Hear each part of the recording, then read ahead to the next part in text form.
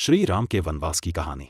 अपने चारों पुत्रों के विवाह के पश्चात राजा दशरथ का एकमात्र सपना था कि वह अपने ज्येष्ठ पुत्र राम को अयोध्या नगरी का राजा बनाए। इसलिए राजा दशरथ ने अपने कुल गुरु वशिष्ठ से विमर्श करके राम का राज्याभिषेक निश्चित किया। राम के राज्याभिषेक के लिए तैयारियां शुरू कर दी गई तथा पूरी अयोध्या नगरी की जनता अपने नए राजा को पाने के लिए उत्साहित थे। श्री राम हमेशा से ही जनता तथा अपने परिवारजन के प्यारे थे, लेकिन शायद नियति को कुछ और ही मंजूर था, जिस वजह से राम की सौतेली माता राजा दशरथ की दूसरी पत्नी महारानी कैकेयी की दासी मंत्रा ने उनको उकसाया। मंत्रा ने रानी कैकेयी के मन में यह भ्रम पैदा किया कि राजा दशरथ उनके पुत्र भरत को ननिहाल भेजकर श्री राम को राजा बनाने के प्रयत्न कर रहे हैं। तब मंत्रा ने कि वह राम की जगह अपने पुत्र भरत को अयोध्या का राजा बनाए। तुम्हारे पास अभी भी समय है, तुम चाहो तो राम के स्थान पर अपने पुत्र भरत को अयोध्या का राजा बना सकती हो। रानी कैकेयी के 2 वचन।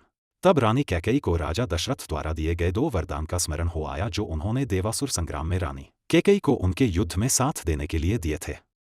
तब रानी कैकेयी ने राजा दशरथ को बोला कि वह समय आने पर अपने दोनों वरदान उनसे मांग लेंगी।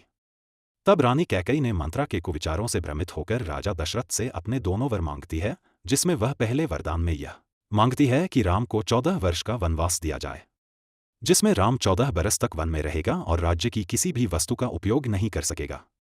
दूसरे वचन में रानी कैकेयी राजा दशरथ से अपने पुत्र भरत को अयोध्या का राजा बनाने की मांग करती है। रानी कैकेयी के यह दोनों वचन सुनकर राजा दशरथ को सदमा लगता है और वह बेजुबान हो जाते हैं।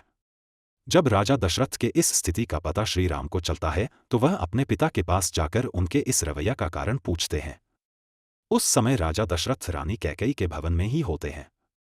बहुत देर तक जब राजा दशरथ कुछ बोल नहीं पाते तब रानी कैकेयी ही श्री राम को अपने दोनों वचनों के बारे में बताती है।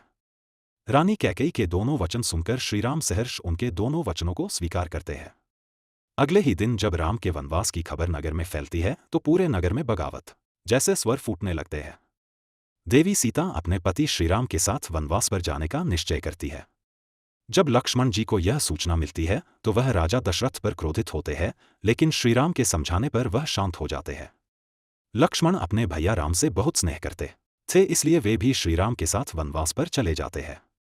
अयोध्या नगरी के लोग अपने श्रीराम के वनवास पर उनके साथ जाने की इच्छा प्रकट करते हैं, लेकिन श्रीराम उन्हें नदी के किनारे पर छोड़कर आर्य सुमंत के साथ अंधेरे में ही चले जाते हैं। वन पहुंचने के बाद श्रीराम सबसे पहले अपने मित्र निषाद राज के पास पहुंचते हैं। एक दिन उनके पास बिताकर वह लक्ष्मण और सीता के साथ 14 वर्ष के वनवास पर निकल जाते हैं।